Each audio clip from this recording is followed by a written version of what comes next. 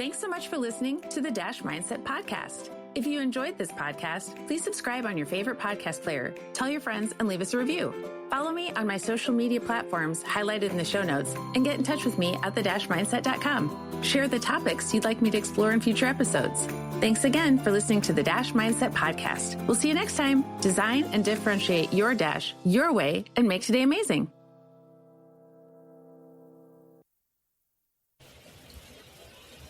Hello, everyone. Thank you so much for being here at the Dash Mindset Podcast. I am so excited today to share Nicole Studt with you. She is exciting for a number of reasons. One, she's an Enneagram coach, and I eat up anything assessment related, certainly the Enneagram, as I suspect a number of you do as well. So we'll get into that. She's also a self-employed virtual assistant. She's very good at the details, the chaos coordination, all the things. And she is a podcaster. She has the Marvelous Middle-Aged Podcast. And I had the honor of being a guest a bit ago. We were discussing, I guess, a few months ago now. Not sure how that happened. But I would love for you, Nicole, to tell us a little bit about yourself, and we will just see where this goes. Thank you for being here. Well, thank you so much for having me, Sherry. I am so excited to be here. I just have to say, I love your podcast. I have been listening and catching up, and it is such a great show, just so full of wisdom and encouragement and fun. And I would expect nothing less from you, because those are all of the things that you demonstrate. So thank you so much for having me. And thank you for being a guest on my podcast. We had such a great conversation about Enneagram and all the things. So thank you. That was super fun, super fun. Yes. So yes, I am a wife to my husband, Dan. We will be married 20 years here very soon. I think March coming up here. So that's exciting. We have... Yay! I know, we made it 20 years. Woo! We have a 19-year-old son who lives with us. He is attending community college, and he keeps us on our toes for sure. And he is on the autism spectrum and neurodivergent. And so I am a big advocate for people with disabilities and special needs. That's a big kind of a zone I'm in at the moment. With some things I'm doing, and I am a virtual assistant. I have been a virtual assistant since 2016, working in a variety of different roles. I started that part of my professional life because my sister built a wedding venue locally here, and I was at the time I was working actually at my church, and she said, well, I have this whole part of my business that I don't really do well with, the details and the paperwork and all of the things. Would you want to come on and help me with that? Well, I do all of she built a wedding venue, and so she was going to be running all the weddings. And she's like, I can't really pay you very much, but you could work from home. And I had been literally praying since my son was born, he was 9 at the time, for 9 years, for an opportunity to figure out a way for me to have more flexibility and freedom in my schedule. And I took it. And as a family, of course, we had to make a lot of adjustments, but it has been so incredibly amazing in my life, such a blessing for me to be able to be a virtual assistant and work from home. And so I started working with her there in 2016. And then in 2017, I became a contractor with an agency called Belay Solutions.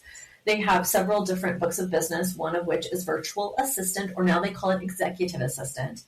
And I started with a client through Belay and was with that client for 7 years, which is a very long time to be with a client. Took a little break from that, and then started back up this past year.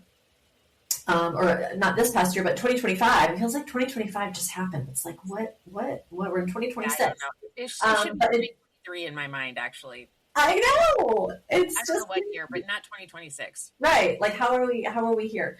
But yeah, in 2025, started back up with another client, and I've been really enjoying that. And so, been doing the virtual assistant thing for a while. Prior to that, my experience was primarily in human resources. So I worked for a couple different large employers in the area in different human resources roles. So that's kind of my, professional background, if you will. Yes, I started my podcast, the Marvelous Middle Age Podcast, in 2024, January of 2024. I wanted the first episodes to launch the year I turned 50. So I turned 50 in 2024. And prior to that, I was really looking for content for middle-aged women. I just wasn't seeing a lot in the podcasting world. I mean, it was there. I just wasn't finding it.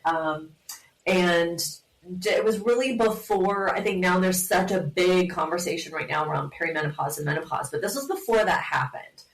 And it was just starting to rumble at that time. And so I thought, you know what, I want to create a podcast about being in the season of life that I'm in, which is the middle season. It's so layered, it's so complex, and there's so much that's going on. And I think the messaging to women in our age group is that you're past your prime. You're not the new shiny thing anymore. We're kind of putting you out to pasture. You're, you're not, exciting. You're this and that and the other. And so, which I feel is exactly the opposite. I think many of us in this season have so much to say, so much wisdom to offer, so many great insights to share. And so I wanted to highlight that. I wanted to highlight people and women primarily who are doing that. And so we've had so many great conversations, including our conversation that we had last year. But I've done seasons on caring for aging parents. I've done seasons on the Enneagram. I've done seasons on menopause and perimenopause. And just also a lot of episodes around highlighting women who are just doing some really interesting things, writing books, getting advanced degrees in middle age, pivoting, completely changing career paths in middle age, launching kids out into the world, going through divorce, going through losing spouses that have passed away. We talk about so many things on the podcast, and it's actually really, really fun. And then also last year, at the beginning of 2025, I got my Enneagram certification. I had the honor to study under Beth McCord, who is the co-founder of Your Enneagram Coach. And I took her Enneagram Coach certification course. And the Enneagram has just been something that has been super powerful for me. If any of your listeners don't know what the Enneagram is, it is a personality typing system that categorizes each of us into one of 9 types. And it is very layered. It has lots of different elements to it. You're not just one type. A lot of people will say, well, I'm just this number and that's it. It's like, oh my gosh, no, there's so much more to it. But it really has been so impactful. I think whenever we find something that's impactful to us, a tool, an assessment, a workbook, whatever it is, we want to just shout it from the rooftops, right? We want everyone to know. And the Enneagram, just for me personally, has been so impactful in my own personal growth and development, my marriage, in parenting, professionally, and just every area of my life. I understand myself so much better. The Enneagram is based on the why we do what we do. It's around our motivation. It's not the behavior, it's around the why. And that has just really revealed so much to me about myself and others, because when you know others' Enneagram type, you understand the lens through which they view the world. And I think it helps you to have more compassion for other people, a more understanding, I think, and it just helps you navigate professional and personal relationships with other people. Again, it's not an excuse for behavior, right? You can't say, well, I'm an Enneagram too, so that's why I do that, and you're just going to have to live with it. No, that's not it. But it's a reason, and it helps us, again, to just have this understanding, I think, that we maybe wouldn't otherwise have had. And it's a tool, right? So you have to use it in the way that it's intended, just like there's so many great tools out there, Myers-Briggs, StrengthsFinder. And if I always tell people, if the Enneagram isn't for you and you're like, yeah, I don't resonate with that, don't use that, right? It just happened to be something that impacted me very profoundly, to the point where I would like to help other people learn about it and understand themselves and have that as a tool in their toolbox, right? We all have a toolbox of things that we can go to help us. And so that's what I'm doing with that. And I also, last thing I'm kind of into at the moment is I lead a team at my church. I mentioned my son has disabilities. I lead a team at my church. We plan an event called Night to Shine. We've been a host church for 9 years, and I'm right in the thick of that at the moment. It's coming up on Friday, the 13th of February. And so very passionate about advocating and supporting individuals with special needs. And I'm leading that team, led it for 9 years, and we're planning that big event. It's a huge event. We have hundreds of volunteers, hundreds of guests that attend with their families. And so I'm really passionate about that as well. So that's a long-winded answer to that question, but that's kind of what I'm up to these days. I love it. Okay, so there's so many things I want to follow up on from all of that, Nicole, but one of the things I love is that you are multi-passionate. It's not that you chose a thing and you thought, well, this is the thing I got to do. I'm going to just keep doing it, and then I'll retire, and then I'll be laid out to pasture as, we're supposed to be. But you're doing all the things. And I think that's sometimes something, I wouldn't say it's even forgotten. It's just something we don't necessarily think about in our lives. We feel like, okay, well, we can be a mom, we can be a parent, we can be, an employee, but you are taking all of these things, and it's like you have all of these different projects almost throughout your life. It's not just, oh, I'm a mom and now I went from HR to being a virtual assistant. You're thinking through, okay, what's the common thread through all of these things in my life? And you're clearly passionate about a lot of things, and you're doing all the things, and you're doing them all well. And it's not like you are cognizant of the fact that you need to have some sense of balance, and you're not just all in on one thing and forgetting everything else. So that's one of the many things I like. And we have a friend in common who what she said to me was, Sherry, you need to meet Nicole Studt. And so that's how we ended up chatting. And I'm just so grateful, because I just love it when people are doing lots of things with intention and not feeling like, well, I guess I'll do that later when I retire. You're doing all the things now. So I love that. Yeah.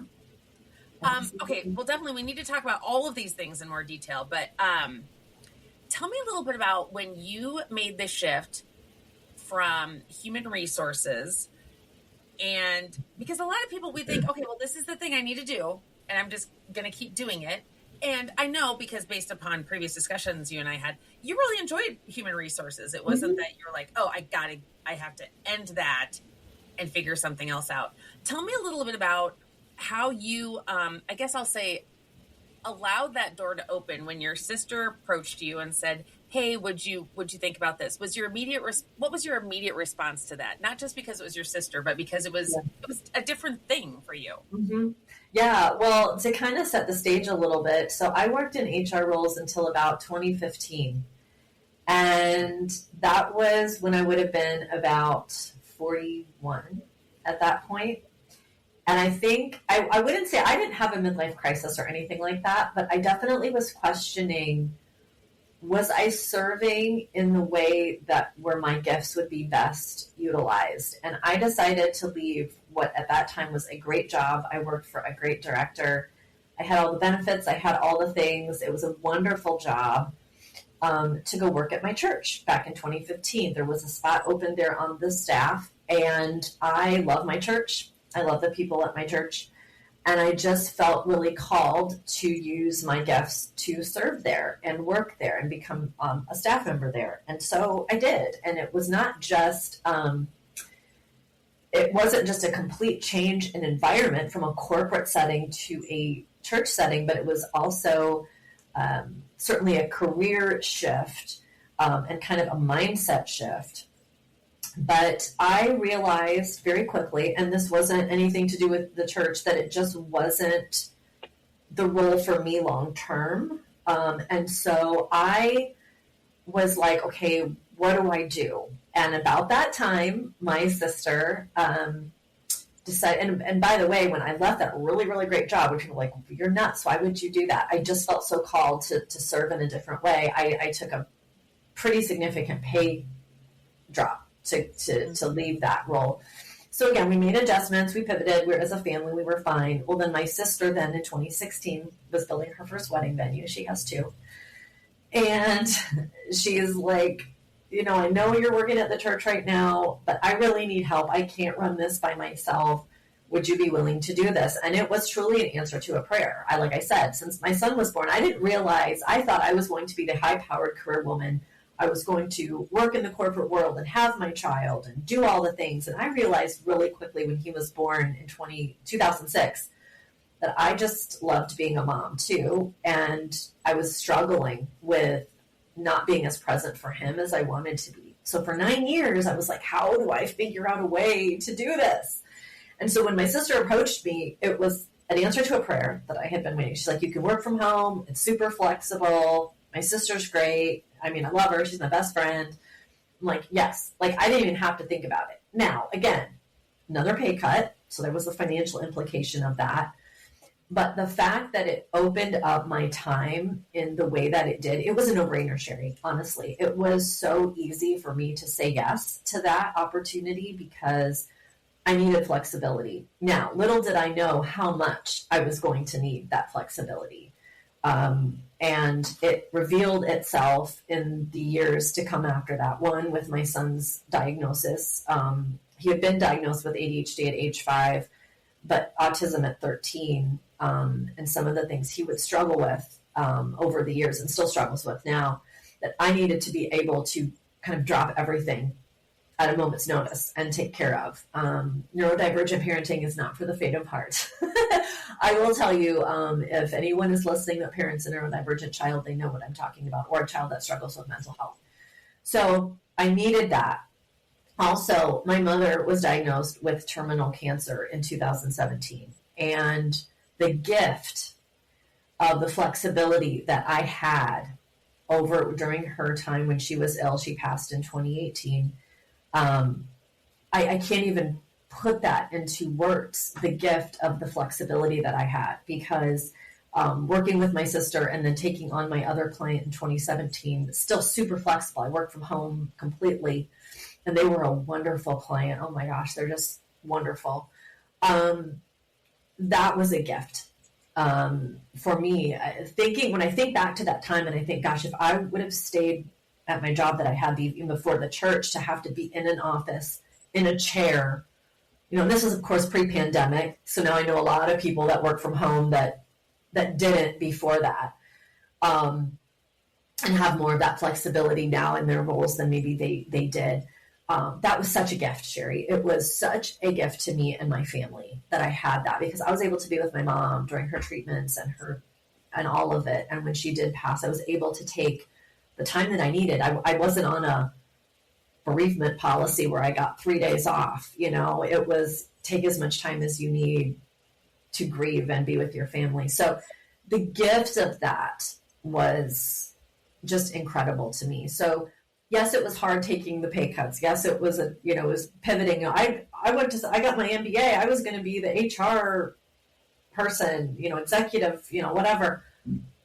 No way. It just was not for, and I know that now it's not for me. And I'm so, so thankful that I had that opportunity to pivot, and so glad I did it. And I can't imagine, I'm 52 now, however much longer I'm going to be working. This is my working lifestyle. I mean, it's this type of work that I'm going to do for as long as I can. So, yeah. That is so fabulous. And especially that you just opened your mind to it, because I know a lot of my career, I just didn't, it wasn't that I was trying to be closed-minded. It's just, I didn't know any better. Like, you just don't even know what else. And especially pre-pandemic. I mean, the idea of working from home, and I knew people who did that, but it wasn't, Mm-hmm. it was like, it was a big thing that didn't even occur to most of us. Right. Mm-hmm.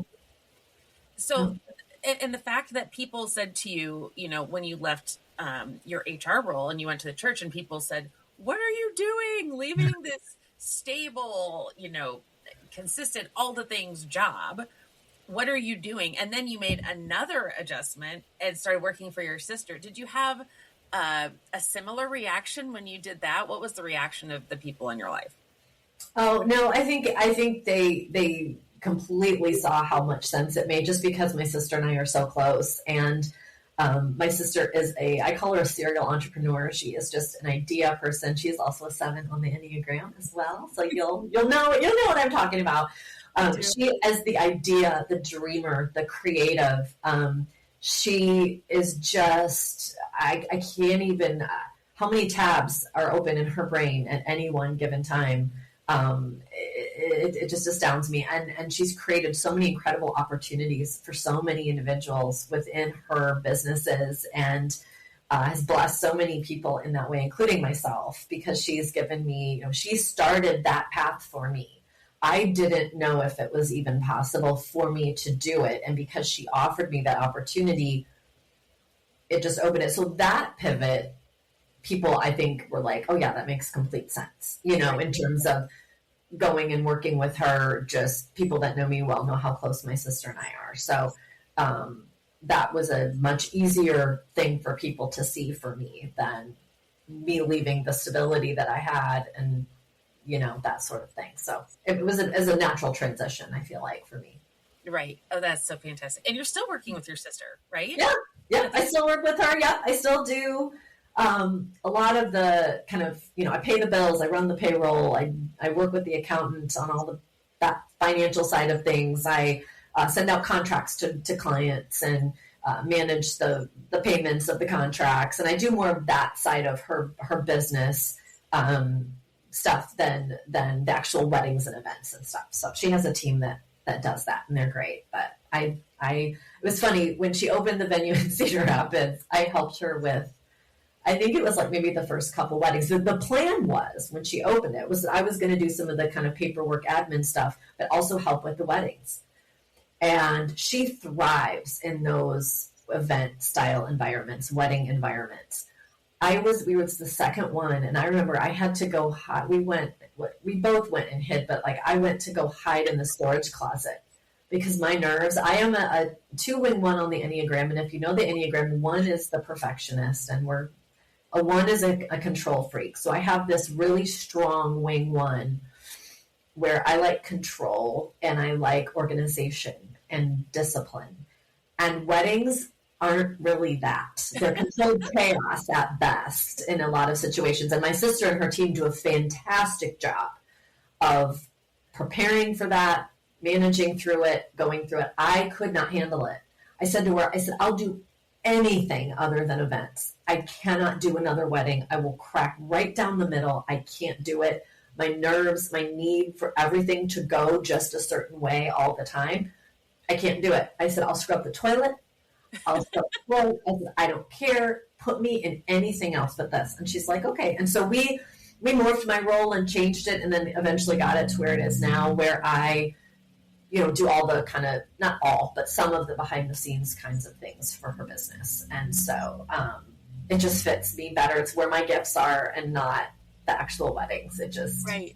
I start sweating when and I helped her, believe me. So most recently I have helped her do some setups for some weddings at her venue in Cedar Rapids and the one in Galena. And it's a ton of work. It is a lot of work. It is, it's a lot. And it's again, not for someone who, thrive. I mean, she has it very organized and all set up, but it's just a lot of moving parts, and so she thrives in it. Her team, the ladies that work for her are just the best. They're a great team she has built around her. And we have excellent, wonderful clients, and the vendors that we work with, the other wedding professionals in the area are fantastic. So, but yeah, I had to bow out of the actual weddings themselves. And I just said, I can't do it. I love that you recognize that about yourself. And I love the visual of you sweating in a storage closet. How long were you in that closet, Nicole? I grabbed a bag of M&Ms that were in the kitchen at the venue and ran in there and sat on a chair. There's a picture. She has an old picture of us sitting in there because she couldn't find. She came in and she's like, "What are you doing in here?" I'm like, "I can't. I have to be in here. I can't." And so she took a picture of us sitting in there eating M&Ms. I couldn't handle it. It was too much.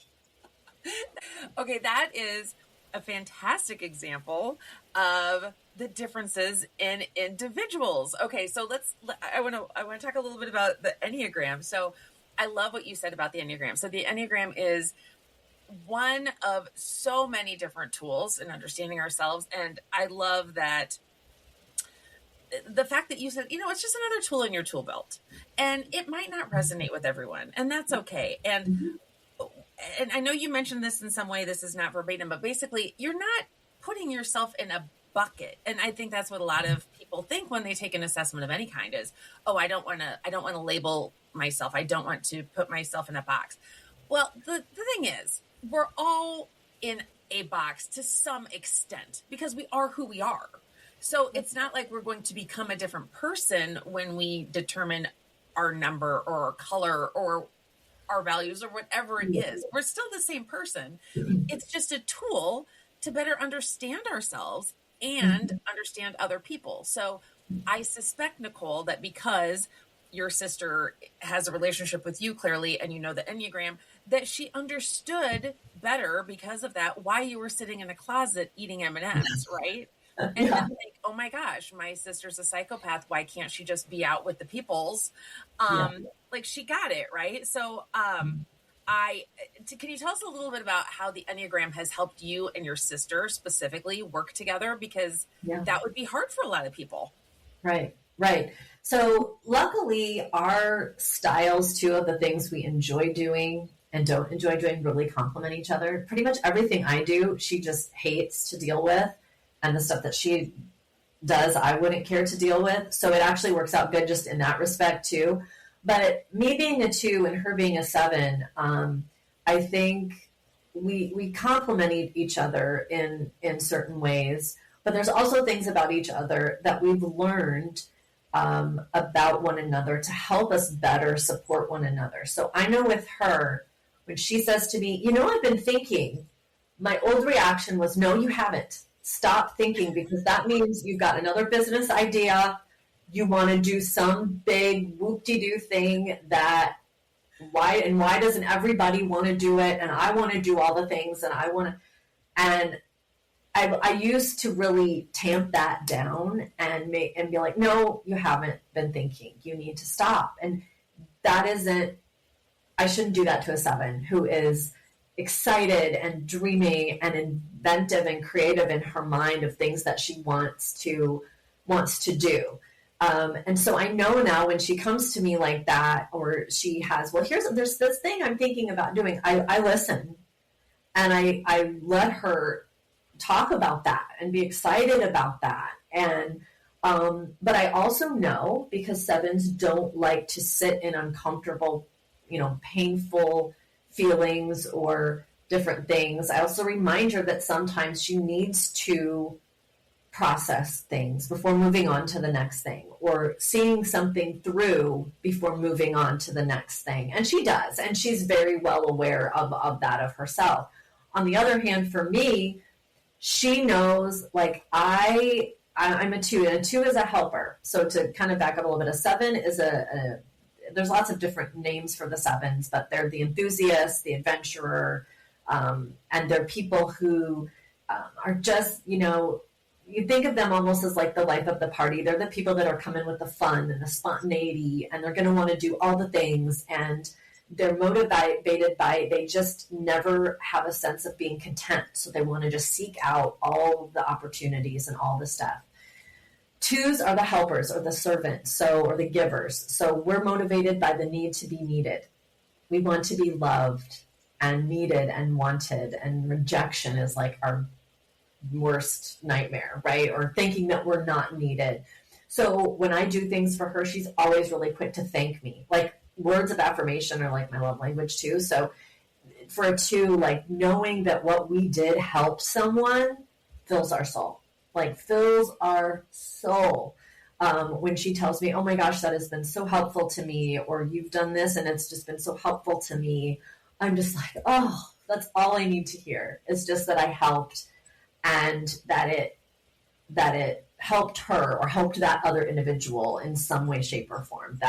That'll just send me right over the moon. So she knows that about me. I know things about her, and it really helps us to work together very well. And the fact that we're so close to it and just our relationship helps as well. But knowing that and understanding that about each other and our Enneagram types, I think, has also helped. And she uses it too in her business with her team. She knows all of her team's types and understands. And I'll remind her sometimes, well, maybe the reason someone is doing this is because of blah, blah, blah. And so, you know, she uses that in her work with her group as well. And I think I know she's found it very helpful to understanding herself better as well. Oh, that's so great. So great. Yeah. I love that she's using it within her team too, and understanding her team. So can you talk a little bit about, well, okay, let me step back a little bit. So I had an especially big smile the entire time you were talking about your sister being a 7, because I too am a 7, and adventure is one of my values and all the things. And I went into accounting and finance and started out as an auditor, and I did well at it. And there were things I enjoyed about it. And I'm really laughing at the expression on your face right now, Nicole. Yeah. But I realize now that 1 is what I go to during times of stress. And for anyone who's not familiar with the Enneagram, you're like, you might be thinking, what do you mean you go to 1? But generally, so we behave as a different number. And I know I'm not saying this eloquently, Nicole, so come step in anytime. But we behave in a different way during times of stress. And I was doing that. A lot of my career was acting as a 1, which is a perfectionist, you know, someone who wants to take control.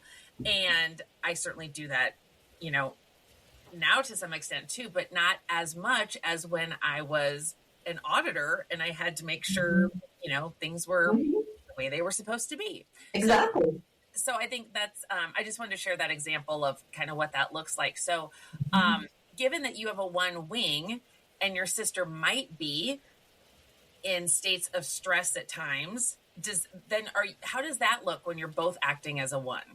Yeah. So yeah, definitely. We have absolutely had conversations where my 1 wing comes out and she goes, yeah, so you're absolutely right. So every number has a number they go to. They go to the low side of a number in stress and the high side of another number in growth. And so yes, in stress, 7s go to the low side of a type 1, which can be overly controlling. 1s want things to be right and good.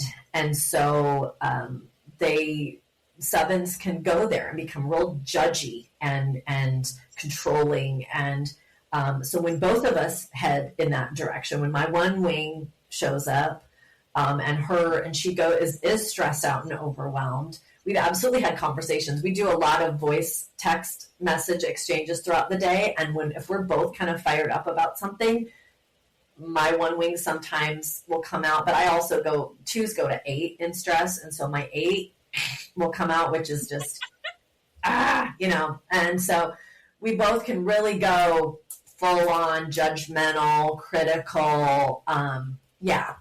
It's easy. And then we get funny about it, right? We start to try to laugh because we both realize where that's going. And again, that's just between the two of us. We don't let that, you know, spill out into other people. But yeah, it happens. And we realize how ridiculous we're being and we laugh about it. And but yeah, she is very, she's always usually such a positive person. She doesn't really, her 1 stress doesn't come out super often. But when it does, I can tell that she's kind of going there. And, so we know that about each other. And so we work with that and we try to find some funny humor in how we're behaving, because we're like, okay, come on, take a beat, take a breath, relax. It's fine. But yeah, it definitely comes out at different times. for sure. Well, and it's interesting too to think about, because so often we think that if someone else, if someone was just like we were, then life would be bliss, right? But not Yeah. the case. It would be easy, but it also could be really super boring. Yeah. Oh, absolutely boring. And then also thinking about you and your sister when you're both kind of in one mode, it's not a great place to be necessarily. No. I mean, you're not being as productive as one would imagine, just thinking, oh, if everyone were like me, then, you know, we'd get so much done, or we'd help the world, or we would, you know, control everything, whatever the thought is. Yeah. But I think actually we would drive, I mean, we already as humans, I think, drive each other crazy to some extent because we're different, but I think we would drive each other even crazier if we were the same.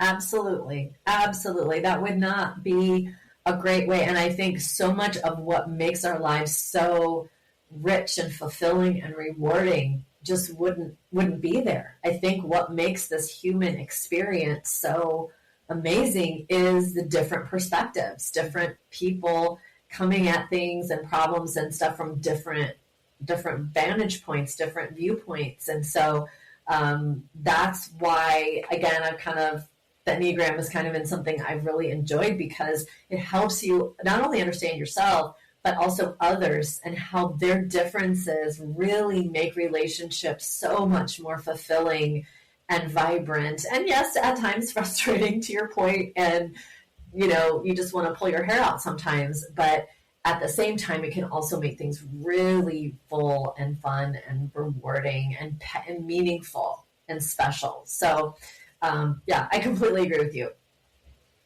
I love that. Okay, now I'd love to jump into your podcast, because when you're talking about the, you know, the richness of relationships and meaning and all those things, I love the different seasons you have in your podcast, and the fact that, you know, you talk about it's all around the marvelous middle age, but you talk about all the things that we're experiencing. And for those who are younger, what they will be experiencing. And maybe, I mean, we're clearly all at different stages. It's not like you turn 50 and all of a sudden things happen, although it kind of feels like it. Yeah, it kind of does. It kind of does. But I just love your podcast. And just the most recent one I was listening to was one in your most recent series, which is about the Enneagram. And one thing I want to point out, although I'm sure listeners have already recognized this, is just this sense of calm you bring. I mean, just the beginning of your podcast, you're just, you know, I'm Nicole. And you just have this, it's like you bring me down a notch, which I need as a 7, right? But you just kind of bring it down a notch, and it's like you're listening to your podcast is kind of like listening to a lullaby, and it's informative. So tell us more about your podcast, and if you could share a little bit about some of the different seasons and just some of the, what was one of your favorite episodes? Yeah. Well, it's funny you talk about my voice. I have gotten since the podcast started, probably the number one thing or comment that I get from people is my voice, is how my voice is so calming and soothing and relaxing. And so I thought to myself, well, gosh, am I missed out? Should I have been a voiceover artist? I actually even looked into possibly learning how to become a voiceover artist, and kind of dropped that at one point. But I just get so many comments on my voice. And I can only, my mom had an amazing phone. We called it her phone voice, because she, you know, we little kids, my sister, my brother, and I would be fighting. She'd answer the phone, you know, hello, this is Lynn, how can I help you? And I inherited a voice from her, you know. And so, but yeah, my voice, but yeah, so yeah, the podcast has been such a fun thing to do. Honestly, I've met so many phenomenal people like yourself, just in the course of creating different seasons in different areas. And it's really hard for me to say, like, what's a favorite episode. I have done, so kind of some of the different things I've done seasons on. I've been Enneagram seasons. I've done a couple seasons, one I'm in the middle of right now on the Enneagram. I did a season on perimenopause and menopause, which that's all of the content I'm consuming at the moment, is around that. And I just feel like even as much as it is out there now, there's still so much that women do not know about symptoms and how you can get relief and things you can do. And that one was with Dr. Tanya Tegetz, and that was a great season. I learned so much, but also just affirmed so much for me that I wasn't going crazy, that it's perimenopause. I also did a season focused on turning 50. So the summer I turned 50, which was in 2024, I did an episode myself, and I talked to 3 other women who were turning 50 in 2024. And that was really fun because each episode was so different, and the focus for each woman was so different about what turning 50 meant to her. That's probably one of my favorite seasons, only just because it's a big milestone birthday, turning 50 and all that. And so it was just kind of fun to pause and kind of reflect on what does that feel like, to hit that number. And what does it mean, and how is it kind of showing up for people? And again, all 3 guests on that season just had such different takes on it and what it meant to them. And I really, really enjoyed that. But yeah, I would say, honestly, I don't know, of course the Enneagram always, hits for me because it's something I'm so just personally passionate about. But I've also had episodes with, I think some of my favorite episodes have honestly just been with women who have either been through something really profound and were vulnerable enough to share about something really hard. But also on the other side of that, I've had some guests who have been on that have just shared such incredible, wonderful things that they're doing, writing books and getting advanced degrees in middle age and things like that. So kind of on both sides. And I think that's why middle age is such a interesting time, because we're still evolving and growing and changing and doing and all simultaneously raising and launching children and caring for our aging parents and dealing with our own physical health and changes we're going through there, and career. A lot of us are mid to late career. Some are preparing for and entering into retirement, and so it's so full and rich, and that's not the message that I think that we get from our culture in America, especially, is that it's, you've had your chance. We don't want to hear from you anymore. Just go over and sit in the corner and be quiet and age, and just, it's like, no, we have a voice and we have a lot to say. And we have a lot of wisdom to share and a lot of lessons that we've learned. And, I'm going to sound like a middle-aged woman, which I am, but I feel like, there people that are younger from us, just like we can learn from them, they have a lot they can learn from us. And I think because of how accessible information has been to younger generations, they don't think they can, because they have it all at their fingertips. They've always had it. We grew up in the age before email, before internet, before cell phones, before, we had to learn a lot of things, and we know a lot of things, and they would behoove themselves to pay attention to us. And so, that's been the joy, really, of being able to create and host this podcast. It's been just a lot of fun too, but also just so impactful, and learning and just the connections I've made through it have been fantastic. I love all of that. Yeah, we had to read maps. I mean, well, I remember the days of the atlas you had to have in your car, because there was no MapQuest even. I mean, I remember the MapQuest days, driving and like holding your MapQuest directions in front of you, like, where am I going? There was none of that. I remember you always had to have change with you in case you were out and about. You had to find a payphone to call home, or our parents didn't know where we were. They didn't know. Oh, no. They didn't know what we were doing. Now, on the good side, there was also no social media, so none of it was documented. Unless you took pictures with your old-fashioned camera and had them printed, right?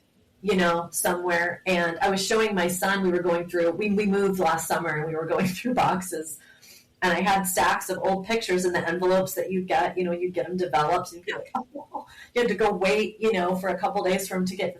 And it he's was so like, exciting, wasn't it? When you get your pictures, and oh my gosh. And he was like, what is that? I'm like, this is the envelope you would get from the drugstore or the photo development place, wherever you took your film.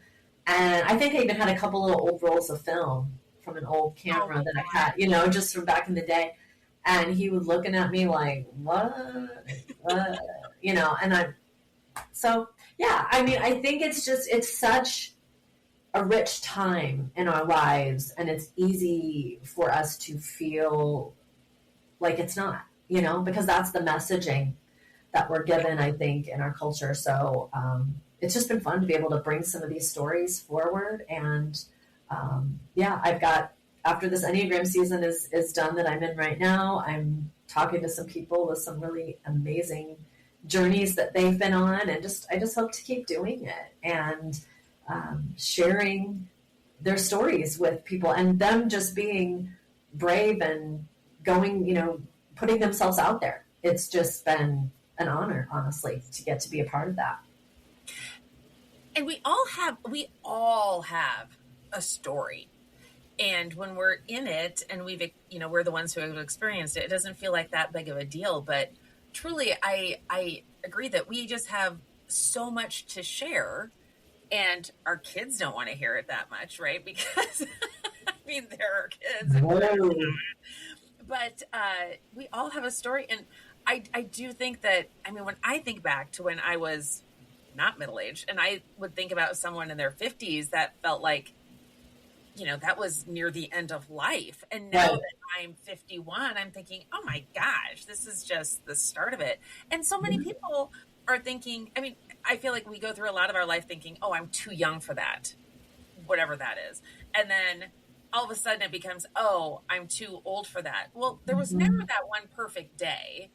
And it's so arbitrary. We put all that on ourselves. I just feel like well, first of all, I'm 25 in my head.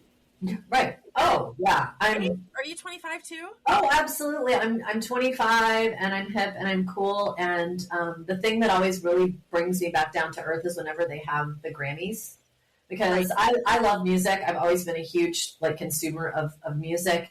And they announce, the lineup and the people. And I'm like, I don't know a single person. I don't know a single artist. I'm like, it's like, oh yeah, no, I'm not. Or when I remember the very first time I heard a song from the 80s, which is the best musical decade, and don't at me about that. The 80s music is the best of all time. When I heard an 80s song on an oldies station, it was like, well, there you go. It's time. It's that time. Well, and so I'm like, okay, well, yeah. But yeah, in my head, I feel, 20s for sure. It's just no brainer there. Love that you're 25 and cool in your head. I'm not cool in my head. No. I am still 25. At no point did I was never cool, believe me. I was never cool, but I like to think that, I know about the things, and we do not, Nicole. Nobody knows. We don't know. But yeah, no, it's true. And, again, nothing will humble you more than when you start hearing your music on the oldies station, or someone says this old person, they were probably in their 50s. I'm like, what now? Thanks. Or you get called ma'am enough times, by the youngsters at the different places. That'll just do you right in right there. So I bought some wine one day, and my son was with me, and the gentleman needed to look at my ID. Now, clearly he didn't think I was 20, but it was funny. So I was just like, but still, it was a bit flattering. Like, oh, he needs to see my ID, right? And my son was like, well, why does he need to see that? I'm like, well, to make sure I'm not, to make sure I'm at least 21. And my son is just laughing, like, really? Like, well, okay. Just keep telling yourself that, Mom. Yeah. You just keep thinking that, Mom. Let us just have our feelings. Let us just think that he thought I was under 21, okay? Leave me alone. Leave me alone, kid. Thank you so much, Nicole. Okay. We should probably cut it off at some point. And so I'll do that now. But I am just so grateful that our paths crossed and that I was encouraged to make our paths cross. So glad we did. I love all the things you're doing in the world. Everyone, listen to the Marvelous Middle-Aged podcast. There's just so many great stories out there. There's the calming nature that Nicole brings. I love that you have done episodes about, taking care of parents, just all the things that we don't think about until it's happening. And we have all this other life stuff going on too, right? So certainly everyone, please listen to the Marvelous Middle-Aged podcast and you will absolutely enjoy. Reach out to Nicole too if you need a virtual assistant. She's a 2. She enjoys helping. Yes. Let her help. Let me help you. Yeah. That's all we want is we want to help, we want to serve, and even when people don't ask us to, we think we know better that they do on what they need. So we're happy to jump in and help whenever asked. So and actually, it was when I'm thinking now too. When I was listening to your when I was most recently listening to your podcast, I was listening about the Enneagram 2, and I am not one, but it's so helpful to better understand the Enneagram 2s in my life. Mm-hmm. Yeah. You do. You want to help. You want to help, whether you're asked for it or not. So right. Whether we're needed or whether we're not needed, and a lot of times to our own detriment, because what we tend to do is we put everyone else before ourselves because the fear of rejection is so strong, and the fear of not being needed is so strong. And I feel like if anything, that the Enneagram has helped me to do in the last 10 years is help me set better boundaries for myself so I can say no now and do say no, and I have those healthy boundaries in place for myself. Whereas when I was younger, I didn't. And a lot of times I would just really suffer for that, not being able to have those healthy boundaries in place and being able to say no to things that didn't align with what I wanted to do or how I wanted to spend my time. So again, just another example of how it's helped me out in my life. That I wish I would have had, but before I knew about the Enneagram years ago, I wish I would have known that. But yeah, it's again, fits right in with my skill set, my gifts, my desire to support other people. Being a virtual assistant has allowed me to be able to do that as well. So it works out great. Love it. Love that you identified that common thread, and I look forward to you being a voiceover. What is that? Whatever that it's kind of. I don't know if I will ever, but I tell you now with AI, a lot of brands and things are using AI voice overs now. Right. But yeah, every now and then someone will just say, "Oh, you're." One of the nicest compliments I actually got was last year. I did kind of an overview season of the Enneagram, and I was approached by a woman. She lives in Ireland, and she messaged me out of the blue. Didn't know her before that. And she's an Enneagram 5. And she asked me, she had seen a post I had made on Facebook about looking for, there were a couple types. I talked to a person of each type on that very first Enneagram season in 2025. And she reached out to me and said, I see you're looking for a 5. I'm a 5. And she knew quite a bit about the Enneagram and had been studying it and knew.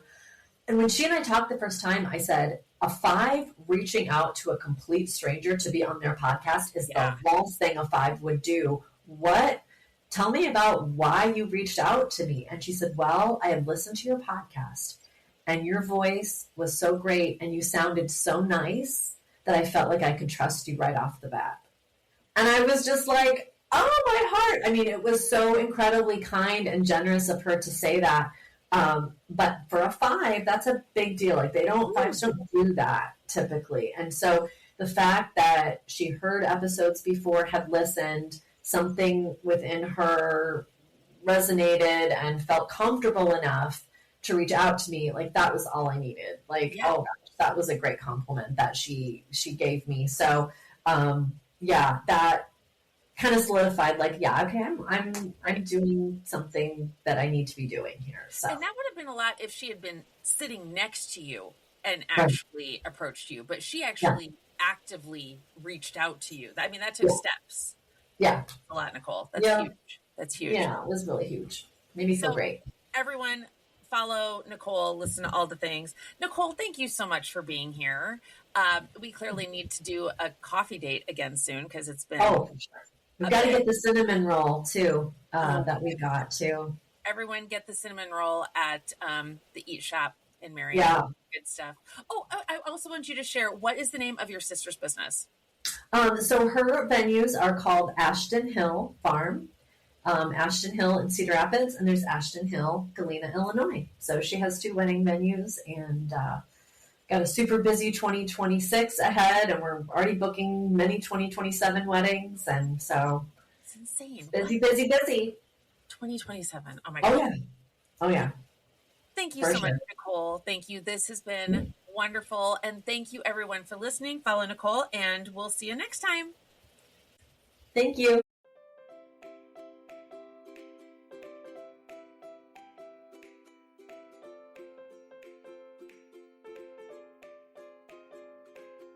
Thanks so much for listening to the Dash Mindset Podcast. If you enjoyed this podcast, please subscribe on your favorite podcast player, tell your friends, and leave us a review. Follow me on my social media platforms highlighted in the show notes, and get in touch with me at thedashmindset.com.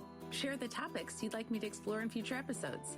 Thanks again for listening to the Dash Mindset Podcast. We'll see you next time. Design and differentiate your Dash your way and make today amazing.